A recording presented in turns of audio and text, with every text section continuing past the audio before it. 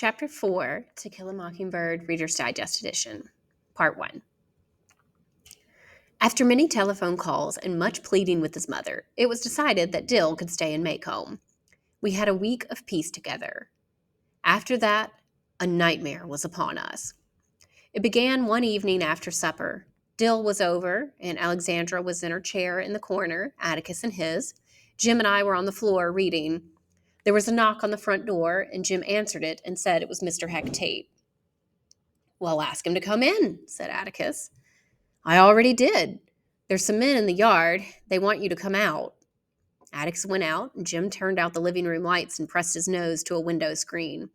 Dill and I took another window. A crowd of men was standing around Atticus. They all seemed to be talking at once. "Moving him into the county jail tomorrow," Mr. Tate was saying. "I don't look for any trouble, but I can't guarantee." "Don't be foolish, Heck," Atticus said. "This is Maycomb. Today is Saturday. Trial will probably be Monday. You can keep him one night, can't you? I don't think anybody in Maycomb will begrudge me a client with times this hard." There was a murmur of amusement that died suddenly when Mr. Link Diaz said, "It's that old Sarum bunch I'm worried about." "You're not scared of that crowd, are you?" Atticus said. "You know how they do when they get shinnied up." "They don't drink on Sunday. They go to church," Atticus said. "This is a special occasion," someone said. "Don't see why you touched the case in the first place," Mr. Link Diaz was saying. "You've got everything to lose from this, Atticus. Everything." "Do you really think so?" This was Atticus's dangerous question. "Do you really want to move there, Scout?" Bam, bam, bam, and the checkerboard was swept clean of my men. "Link, that boy might go to the chair, but he's not going till the truth's told." Atticus's voice was even. "And you know what the truth is." There was an ominous murmur among the men. Suddenly Jim screamed, "Atticus, the telephone's ringing." The men jumped a little and scattered. They were people we saw every day, merchants, in-town farmers, Dr. Reynolds. "Well, answer it, son," called Atticus. Laughter broke them up. Atticus came back to the living room and calmly picked up the evening paper. "They were after you, weren't they?" Jim went to him. He was pale except for the vivid mark of the window screen on his nose. Atticus lowered the paper and gazed at Jim. He said gently, "No, son, those were our friends." "It wasn't a gang?" Atticus tried to stifle a smile, but didn't make it. "No, we don't have mobs and gangs and that nonsense in Maycomb." "How about the Ku Klux? Didn't they go after Catholics?" "Never heard of any Catholics in Maycomb either," said Atticus. "You're confusing that with something else. Way back about 1920, there was a Klan, but it couldn't find anybody to scare. They paraded by Mr. Sam Levy's house one night, but Sam just stood on his porch and told him things had come to a pretty pass. He'd sold them the very sheets on their backs. Sam made them so ashamed of themselves they went away. The Klan's gone now, and it'll never come back." Next day was Sunday. In the interval between Sunday school and church, I saw Atticus standing in the churchyard with a knot of men. Mr. Heck Tate was present, and I wondered if he had seen the light. He never went to church. Even Mr. Braxton Underwood was there. Mr. Underwood had no use for any organization but the Maycomb Tribune, of which he was the sole owner, editor, and printer. Something must be up to haul Mr. Underwood out. I caught Atticus coming in the door, and he said that they'd moved Tom Robinson from the State Farm to the Maycomb jail. He also said that if they'd kept him there in the first place, there wouldn't have been any fuss. I watched him take a seat in the third row and heard him rumble, "Nearer, my God, to thee," some notes behind the rest of us. He never sat with Jim and me. He liked to be by himself in church. After supper that evening, Atticus came into the living room carrying a long electrical extension cord with a light bulb on the end. "I'm going out for a while," he said. "You folks will be in bed when I come back, so I'll say good night now." With that, he went out the back door. About 10 that night, I heard Jim rattling around in his room. I knocked on his door. "Why ain't you in bed?" "I'm going downtown for a while." He was changing his pants. "Then I'm going with you. If you say no, I'm going anyway." Jim saw that he would have to fight me to keep me home, so he gave in. I dressed quickly. We waited until Auntie's light went out, and then walked quietly down the back steps. "Dill'll want to come," I whispered. So he will, said Jim gloomily. We went to Dill's window and Jim whistled Bob White.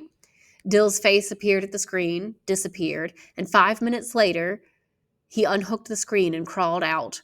An old campaigner, he did not speak until we were on the sidewalk. What's up? I've just got this feeling, Jim said. We went along to the post office corner. The south side of the square was deserted. Atticus's office was in the Maycomb Bank building. We saw his car parked in front of it, but he wasn't there. His office door was dark and locked. Maybe he's visited Mr. Underwood, Jim said. Mr. Underwood lived above the Maycomb Tribune office. To reach the office, we had to pass the jail. The Maycomb jail was the most venerable and hideous of the county's buildings. It was a miniature Gothic joke, 1 cell wide and 2 cells high, complete with tiny battlements and thick steel bars at its ecclesiastical windows. It was wedged between Tyndall's hardware store and the Maycomb Tribune, and some people said it looked like a Victorian privy. As we walked up the sidewalk, we saw a solitary light burning. That's funny, said Jim. Jail doesn't have an outside light. Looks like it's over the door, said Dill. A long extension cord ran between the bars of a second-floor window and down the side of the building. In the light from its bare bulb, Atticus was sitting propped against the front door. He was on one of his office chairs, and he was reading, oblivious of the night bugs dancing over his head. I made to run to him, but Jim caught me. Don't, he said. He might not like it. Let's go home. I just wanted to see where he was. We were taking a shortcut across the square when 4 dusty cars came in from the Meridian Highway, moving slowly in a line, and stopped in front of the jail. We saw Atticus looked up from his newspaper. Come on, whispered Jim. We streaked back across the square to Tyndall's hardware door, near enough, but at the same time discreet. In 1s and 2s, men got out of the cars and moved toward the jail door. He in there, Mr. Finch? A man said. He is, we heard Atticus answer, and he's asleep. Don't wake him up. You know what we want, another man said. Get aside from the door, Mr. Finch. You can go home again, Walter, Atticus said pleasantly. Heck Tate's around somewhere. The hell he is. Heck's bunch is so deep in the woods they won't get out till morning. Called him off on a snipe hunt. Didn't you think about that, Mr. Finch? Thought about it, but didn't believe it. Well then, my father's voice was still the same. That changes things, does it? It do, another deep voice said. Its owner was a shadow. Do you really think so? When Atticus asked that question twice in 2 days, it meant somebody's man would get jumped. This was too good to miss. I broke away from Jim and ran as fast as I could to Atticus. I pushed my way through bodies and burst into the circle of light. Hey, Atticus! I thought he would have a fine surprise, but a flash of plain fear went through his eyes. It returned when the boys wriggled into the light. There was a smell of stale whiskey and pig pen about, and when I glanced around, I discovered that these men were not the Maycomb people I had seen last night. Hot embarrassment shot through me. I had leaped into a ring of strangers. Atticus got up from his chair, moving slowly like an old man. He put his newspaper down carefully. Jim, he said, take Scout and Dill home. Jim did not budge. Go home, I said. Jim shook his head. As Atticus's fists went to his hips, so did Jim's, and as they faced each other, mutual defiance made them look alike. I'll send him home, a burly man said, and grabbed Jim roughly. Don't you touch him! I kicked the man swiftly. I was surprised him to see fall back in real pain. That'll do, Scout. Atticus put his hand on my shoulder. Don't kick folks. All right, Mr. Finch, get him out of here, someone growled. I ain't going, Jim said again. I looked around the crowd. The men were dressed, most of them, in overalls and denim shorts. Some wore hats pulled down over their ears. They were sullen-looking, sleepy-eyed men. I sought for a familiar face, and suddenly I found one. Hey, Mr. Cunningham. The man did not hear me, it seemed. Hey, Mr. Cunningham, how's your entailment getting on? Mr. Walter Cunningham blinked and hooked his thumbs in his overall straps. He seemed uncomfortable. He cleared his throat and looked away. My friendly overtures had fallen flat. "Don't you remember me, Mr. Cunningham? I'm Jean Louise Finch. You brought us some hickory nuts one time, remember?" I began to sense the futility one feels when unacknowledged by an acquaintance.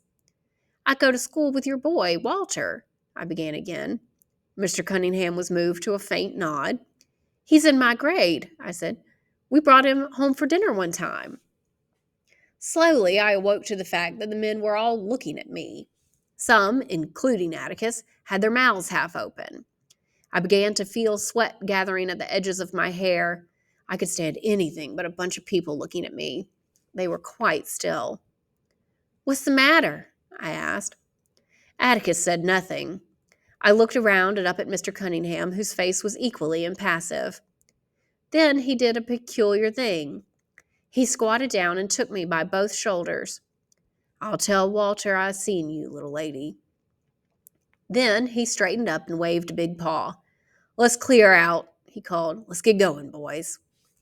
In ones and twos, the men shuffled back to their ramshackle cars. Doors slammed, engines coughed, and they were gone. I turned to Atticus, but Atticus was leaning against the jail with his face to the wall. I pulled his sleeve. "Can we go home now?" He nodded, produced his handkerchief, gave his face a strong going over, and blew his nose violently. A soft, husky voice came from the darkness above. "They gone, Mr. Finch?" Atticus stepped back and looked up. "They've gone, Tom. They won't bother you any more." From a different direction, another voice cut crisply through the night. "You're damn tootin' they won't. Had you covered all the time, Atticus." Mr. Underwood and a double-barreled shotgun were leaning out his window above the Macomb Tribune office.